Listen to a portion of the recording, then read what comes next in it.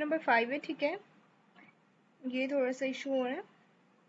Lecture number 5 है English 201 का। इसमें मैंने ये इंग्लिश 201 का हैंडआउट से मैं पढ़ा रही हूँ कि आपको इजीली वे में समझ आ जाए इसकी कि क्या क्या इसमें डिस्कस किया जा रहा है, ठीक है। इसके शार्ट नोट्स मौजूद हैं। अगर किसी स्टूडेंट को चाहिए तो वो मुझे मैसेज कर सकता है। व्हाट्सएप ग्रुप के नीचे लिंक मौजूद है, उसमें आप मैसेज कर सकते हैं, या फिर मेरा मोबाइल नंबर है, ठीक है, उस पर आप लोग मैसेज कर सकते हैं, ठीक है। लेसन नंबर हमारे पास 5 है और शार्ट नोट्स में मिड टर्म की कंप्लीट प्रेपरेशन हो जाएगी, अपनी फाइनल की कंप्लीट प्रेपरेशन हो जाएगी। उसमें MCQs, फिर इम्पोर्टेंट क्वेश्चन, लॉन्ग क्वेश्चन वगैरह सब कुछ मेंशन किया होता है, ठीक है। और हमारी मिड टर्म प्रेपरेशन वीडियोस और फाइनल टर्म प्रेपरेशन वीडियोस जो है, अगर आप लोगों ने वॉच करनी है तो काइंडली चैनल को सब्सक्राइब कर दें और वीडियो को लाइक कर दें। अच्छा, आगे कम्युनिकेशन, हम जो स्किल्स, ये राइटिंग आपकी पता है, आपको ओरल और राइटिंग स्किल्स सिखानी है। इस जो आपका कोर्स कोड है उसका ये पर्पस है। तो हम कम्युनिकेशन मतलब स्किल्स कैसे अपनी बेहतर कर सकते हैं, तो ये हमारे आज के टॉपिक्स चल रहे हैं। तो मैं आपको इसका सरसरी सा जायजा लेते हैं हम, ठीक है। मैं आपको बता दूंगी, साथ साथ बताती जाऊंगी कि इसमें से क्या इंपॉर्टेंट है, इसमें से क्या अनइम्पोर्टेंट है, ठीक है। डिफाइनिंग योर कम्युनिकेशन ऑब्जेक्टिव्स, कि आपने पहले, अगर कोई भी आप डॉक्यूमेंट जो है वो कर रहे हैं, डॉक्यूमेंट जो है वो आप बना रहे हैं। जैसे मैं एक फाइल तैयार कर रही हूँ, मुझे एक डॉक्यूमेंट मिला है कि ये मैंने तैयार करना है, तो मैं पहले से उसका कम्युनिकेशन ऑब्जेक्टिव बयान करूँगी कि मैं इसको क्यों तैयार कर रही हूँ, ठीक है। ऐसे नहीं कि मैं उठा के उस पर लिखना शुरू कर दूँगी, ना कि उसका कोई पर्पस हो, ठीक है। और वही चीज़ है पर्पस फॉर राइटिंग डॉक्यूमेंट, कि राइटिंग डॉक्यूमेंट का कोई पर्पस होना चाहिए, ठीक है। तो इसमें हमारे पास क्या होता है, इसमें हमारे पास एक्सप्लिसिट पर्पस भी होता है और इम्प्लिसिट पर्पस भी होता है। अब एक्सप्लिसिट पर्पस कौन सा होता है, जिसमें हम क्लियर करते हैं किसी भी स्टेटमेंट जो लिखी होती है उसको क्लियर कट हम लोग बयान कर देते हैं। और इम्प्लिसिट क्या होता है, जिसमें हम क्लियर कट बयान नहीं करते।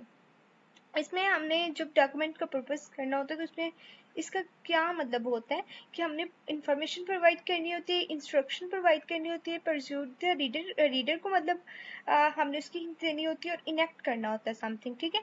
किसी को मतलब एक्ट करना, इनेक्ट का मतलब होता है एक्ट करना, ठीक है, प्ले करना, कि हम लोग क्या कहना चाह रहे हैं, ठीक है। तो ये 4 पर्पसेस हैं, ये जो आप लोगों ने याद रखने हैं, ठीक है स्टूडेंट्स। तो इसको काइंडली आप लोग याद करें, क्योंकि ये बहुत ज़्यादा इंपॉर्टेंट है। क्वेश्चन अक्सर क्वेश्चंस में पूछा जाता है document purpose, right document purpose, ठीक है।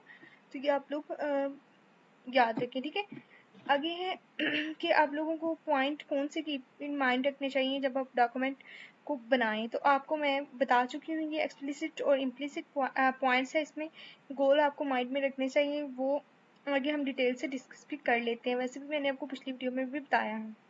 अच्छा, एक्सप्लिसिट पर्पस क्या होता है डॉक्यूमेंट्स का, कि डॉक्यूमेंट्स को, ये स्टूडेंट्स एक्सप्लिसिट पर्पस का क्या मतलब होता है, means the document which is clearly stated, यानी किसी डॉक्यूमेंट को क्लियरली स्टेट कर देना, ठीक है। कि इसका मतलब क्या होता है, इसका वही जो 4 चीज़ें आपने ऊपर पढ़ी हैं वही इसके मतलब होते हैं, इसके गोल वही होते हैं, ठीक है। जैसे बात है अपने डॉक्यूमेंट को बेहतर रखना है तो वही सेम ही गोल होंगे, ठीक है। तो स्टूडेंट्स ये आप लोगों ने याद करना है, ये बहुत ज़्यादा इंपॉर्टेंट क्वेश्चन है और ये अक्सर MCQs में पूछा जाता है, विच इज़ क्लियरली स्टेटेड कि एक्सप्लिसिट पर्पस जो है उसका क्या मतलब होता है। आगे डॉक्यूमेंट टाइप्स, डॉक्यूमेंट की कौन कौन सी टाइप्स हैं, ये उन सारी टाइप्स लगी, हम कौन कौन से डॉक्यूमेंट जो है वो बनाते हैं, ठीक है। और ऊपर से सेक्शन लिखे हुए डॉक्यूमेंट के, पहले बैकग्राउंड होता है, उसकी थ्योरी होती है, उसमें मटेरियल्स होते हैं, उसमें रिजल्ट्स होते हैं, उसमें टेबल्स होते हैं, ठीक। ये सब कुछ आपने खुद याद करना है, इसको सिर्फ जस्ट रट्टा मारना है, अपने नाम याद करने हैं कि कौन कौन से, जिस तरह आपने अपने मामा का अपने पापा का नाम याद किया ना, तो इस तरह से ये भी नाम आपने याद करने हैं कि कौन कौन से नाम है, ठीक है। तो ये आपको इसमें कोई समझाने वाली चीज़ नहीं है। अगर इम्प्लिसिट पर्पस मैं आपको ऊपर बता चुकी, इम्प्लिसिट पर्पस वो होता है जो क्लियरली स्टेटेड नहीं हुआ होता, ठीक है। उसको हम क्लियरली नहीं स्टेट करते डॉक्यूमेंट्स को, ठीक है। और ये क्या करता है, एस्टेब्लिश करता है relationship between writer and reader के दरमियान, ठीक है।